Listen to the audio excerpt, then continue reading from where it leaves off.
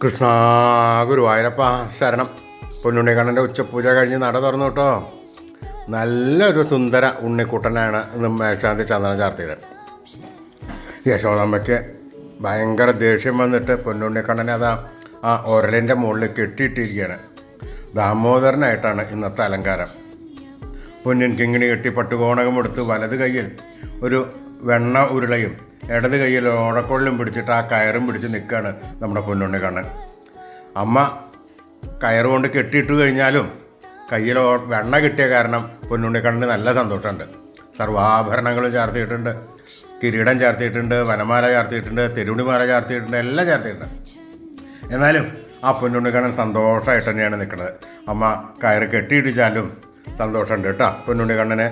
എല്ലാവരും ആ പൊന്നുണ്ണിക്കണ്ണൻ്റെ മനസ്സിൽ ഒന്ന് നമ്മുടെ മനസ്സിലേക്ക് ഉണ്ണിക്കണ്ണനെ ആവാഹിച്ച് ആ കണ്ണനുമായി കുറച്ച് സല്ലപിക്കുക.